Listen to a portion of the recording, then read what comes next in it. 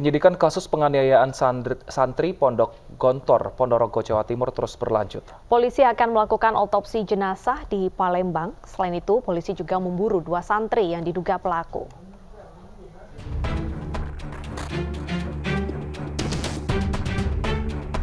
Proses penyidikan kasus kematian Albar Mahdi, santri Pondok Gontor asal Palembang terus dilakukan.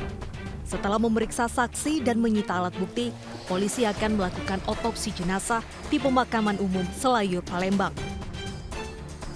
Sementara itu, polisi juga memburu 2 santri terduga pelaku yang sedang berada di wilayah Riau dan Batam. Polisi membentuk tim khusus untuk menangkap terduga pelaku tersebut. Berdasarkan legal standing tadi, makanya kita membentuk tim yang tidak hanya terdiri dari 1 unit saja, tetapi gabungan di sini agar kita pun berbagi tugas, karena kita tahu banyak pertanyaan, banyak tuntutan daripada masyarakat, di mana sekarang kinerja kita lagi disorot juga. Kita ingin membuktikan bahwa kinerja kita sekarang tetap memberikan pelayanan yang prima sesuai dengan petunjuk Pak Kapolri. Sebelumnya, korban bernama Albar Mahdi, santri kelas 5 di Pondok Gontor 1, meninggal dunia akibat dianiaya seniornya. Ibu korban menaruh curiga anaknya meninggal tidak wajar.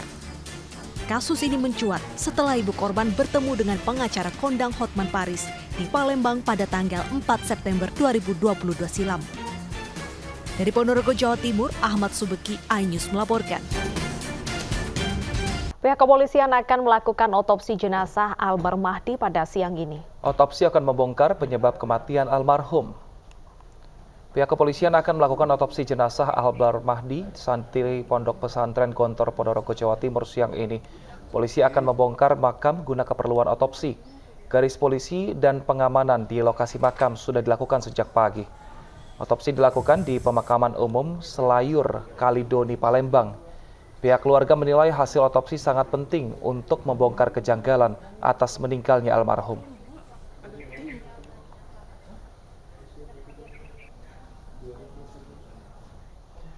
Terkait dugaan penganiayaan terhadap Albar Mahdi, santri Pondok Pesantren Modern Darussalam Gontor, Ponorogo, Jawa Timur, asal kota Palembang, yang meninggal dunia Senin 22 Agustus lalu, sudah bersama kami Titis Rahmawati sebagai kuasa hukum keluarga korban. Selamat siang, Ibu Titis. Selamat siang. Baik, Ibu, saat ini apakah sudah dibongkar jenazahnya untuk kemudian dilakukan otopsi, Ibu? Ya, sedang berlangsung, Mas. Sedang berlangsung dan sudah dilakukan pembongkaran dan dokter forensik sudah berlangsung untuk melakukan proses otopsi. Baik, bagaimana proses otopsi nantinya, Ibu? Ya, ini sedang dijalankan prosesnya, didukung oleh dokter forensik dari RSMH, juga dari Rumah Sakit Bayangkari Palembang, dari RSMH Palembang, juga dari disaksikan oleh kita selaku keluarga maupun dari pihak penyidik yang di backup dari Polres Ponorogo maupun Polda Jatim dan juga Polda Sumsel. Kira-kira dari dokter forensik menyatakan hasilnya akan selesai atau bisa diterima oleh pihak keluarga kapan, Ibu Titis? Sampai sejauh ini belum bisa, tapi kalau kemarin Kasat Reskrim sebelum terjadi persetujuan otopsi kepada kami mengatakan tidak begitu lama. Mudah-mudahan sore atau besoknya sudah bisa dapat disampaikan hasilnya. Di mana nanti rumah sakit yang bertanggung jawab untuk melakukan otopsi ini, Bu? Ya, karena informasi yang kami dapatkan bahwa rumah sakitnya kan ada 2, dari Rumah Sakit Bayangkara dan Rumah Sakit Dr. Muhammad Husin, Rumah Sakit Pusat.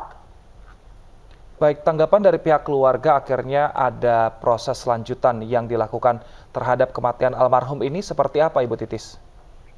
Ya, keluarga sangat mengapresiasi dengan tindakan dari pihak Polres Ponorogo yang begitu tanggap kepada kejadian ini hingga terjadi proses yang begitu cepat dan akhirnya bisa dilaksanakan otopsi.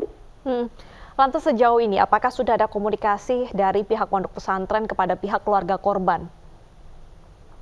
Sampai sejauh ini belum, cuman terakhir yang kemarin secara publik itu saja mengajukan permohonan maaf, dan juga ada kontak saya yang mengatakan bahwa dia juru bicara dari Ponpes, tapi tidak ada pembicaraan yang lebih serius atau bagaimana, belum ada. Baik, Ibu Titis, awal mula akhirnya keluarga korban mencurigai bahwa ada kejanggalan terhadap kematian almarhum ini. Seperti apa, Ibu? Karena pada saat kain kafan dibuka, itu ada lebam di dada dan juga darah terus mengucur dari hidung dan mulut. Sementara merujuk dari keterangan dari Ponpes ketika mengantar jenazah bahwa korban meninggal karena sakit. Dan ibu korban merasa curiga karena selama ini korban terakhir berkomunikasi seminggu sebelum meninggal, masih sehat-sehat. Dan juga kita juga mendapat informasi dari orang yang tidak mau disebutkan namanya, bahwa sebenarnya kejadiannya tidak seperti yang dikatakan bahwa sakit, karena malam sebelum meninggal masih bertemu dengan korban.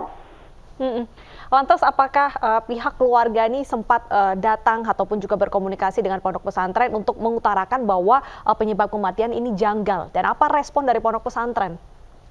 Sejak awal sudah dikatakan bahwa ini janggal. Makanya pada saat tanggal 23 ketika proses pengantaran itu, akhirnya dibuat suatu kesepakatan atau surat terbuka yang ditandatangani Ponpes, bahwa ibu ini menuntut agar dilakukan tindak lanjut atau proses hukum terhadap adanya kejanggalan.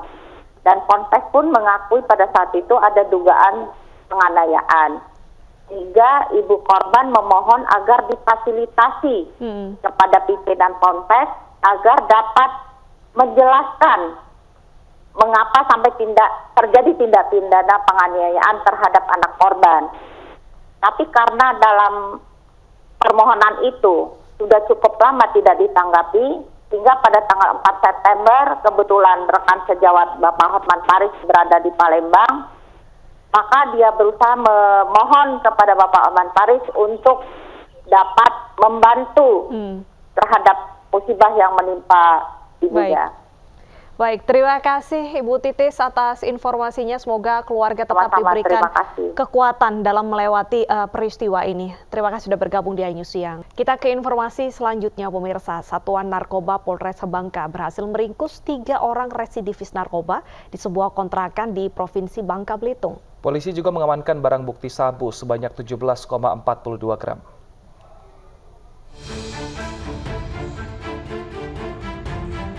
Ketiga tersangka pengedar narkoba jenis sabu, yakni Erik, Bentol, dan Ikrar, berhasil diringkus anggota Satuan Reserse Narkoba di tempat terpisah.